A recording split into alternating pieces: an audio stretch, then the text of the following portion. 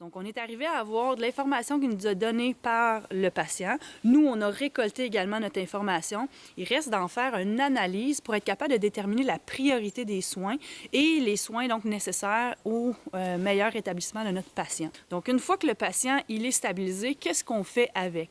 Donc, dans cet élément-ci, on peut considérer deux avenues possibles. Soit on stabilise la scène et on attend les secours, ou soit on détermine qu'on est capable, on a les ressources nécessaires pour procéder donc à une évacuation. Il faut considérer plusieurs choses si on décide, par contre, de considérer une évacuation. Comme je viens de mentionner, ça prend un certain nombre de ressources.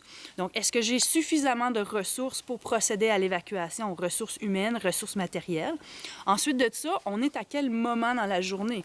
Est-ce que je suis en soirée? Est-ce qu'il est tard? Est-ce que ça serait peut-être mieux d'attendre le lendemain matin pour sortir mon patient?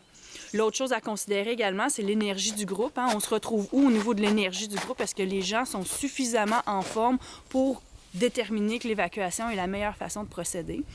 On va vouloir aussi considérer la météo. On est en région isolée, donc est-ce qu'il y a un brouillard qui se lève? Est-ce qu'on est dans une tempête de neige? Est-ce qu'on est dans un orage? Est-ce que donc c'est le bon moment de procéder à l'évacuation? Si on détermine qu'une évacuation n'est pas possible et qu'on souhaite plutôt stabiliser la scène en attendant de l'aide extérieure, à ce moment-là, on va devoir communiquer l'aide qu'on a besoin avec les services médicaux d'urgence appropriés. Cela dit, ça va dépendre donc de notre manière de communiquer. Est-ce qu'on a un dispositif de téléphone satellite, par exemple? Est-ce qu'on a un dispositif de communication cellulaire? Si dans les cas, on n'en a pas, à ce moment-là, ça va être de dépêcher un groupe d'individus, idéalement 3 personnes, pour aller à l'extérieur chercher de l'aide pour les ramener au point où on a de besoin. Avant, par contre, de communiquer avec les services médicaux d'urgence ou communiquer avec l'extérieur, on doit faire une liste approfondie des besoins. Donc, qu'est-ce qu'on a besoin pour procéder à l'évacuation? Puis également avoir de l'information en lien avec notre patient.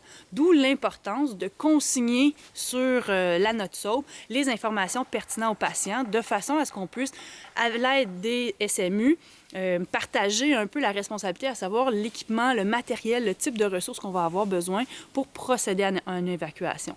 Donc, une fois qu'on a tous ces éléments de considération-là pris en compte, on peut à ce moment-là déterminer la meilleure action à faire. Donc, soit rester sur place, stabiliser la scène, envoyer pour de l'aide extérieure, ou soit nous-mêmes procéder à une évacuation pour permettre aux patients de recevoir les meilleurs soins possibles.